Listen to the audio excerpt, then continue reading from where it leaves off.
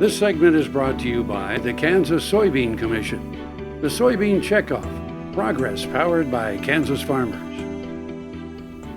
Weeks ago, we did a story on the emerald ash borer, or EAB. In this segment, we're going to talk about the importance of firewood and firewood safety, how ag producers and consumers around the state should be very concerned about what firewood they're moving and when and where. In 2012, we detected the insect in Kansas for the first time near Wyandotte County Lake in Wyandotte County.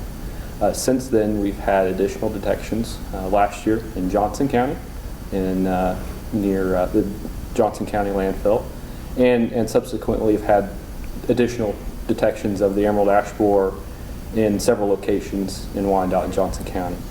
Just recently, we detected the insect in one of our emerald ash borer trap trees. That's a tree set to detect the insect near Lansing in Leavenworth County.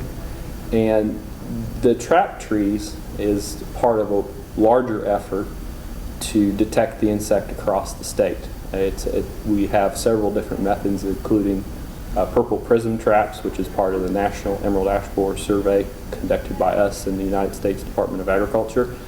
And the trap trees in particular, though it's actually a smaller scale effort in the Kansas City metro area, meant to help delimit or at least detect where the insect is at and active. And so most recently we detected in 2 locations the emerald ash borer in Leavenworth County. And because of that detection, we implemented an emergency quarantine for the county, which essentially regulates ash and ash material, whether it's clippings, logs, firewood, from the movement outwards towards unquarantined counties next door, like Jefferson County, Douglas County, for example. That regulates that, but it does not regulate the movement of those articles between Leavenworth, Wyandotte counties, and other quarantined counties in Missouri or Kansas. The emerald ash borer is very specific to our native ash trees, whether here in Kansas, most of those are the green or the white ash. It is not susceptible, or the emerald ash borer does not attack any other tree other than the ash, so that is the good news. Just recently, working with the city forester, they came across an additional tree between our 2 trap trees that was actually infested and declining from the emerald ash borer. They just shared those pictures with us this week. And so we really feel like it is established in Leavenworth County, but it really is not at the point where trees are dying from the emerald ash borer yet. It's really important to advise people that it takes repeated infestations of this insect to eventually kill a tree, so multiple years out, no reason to panic right now. Okay. And so it is important to stress that it's multiple reinfestations of the insect to eventually make the tree decline and die. Sure, if you really think you might have the emerald ash borer, just real briefly, there are several symptoms that you can look for. First of all, brief, small 1/8 of an inch D-shaped holes. Really specific capital D-shaped holes is a symptom. Epicormic shoots, which are shoots that are coming up from the base of the tree.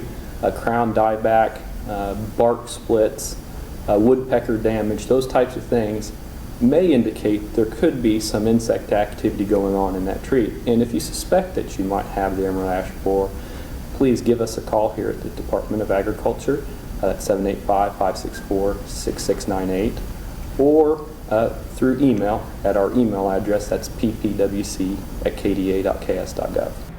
Thank you for watching this segment of Farm Factor on Ag AM in Kansas. For more of Farm Factor, or if you want to view this segment again, visit us on www.agaminkansas.com.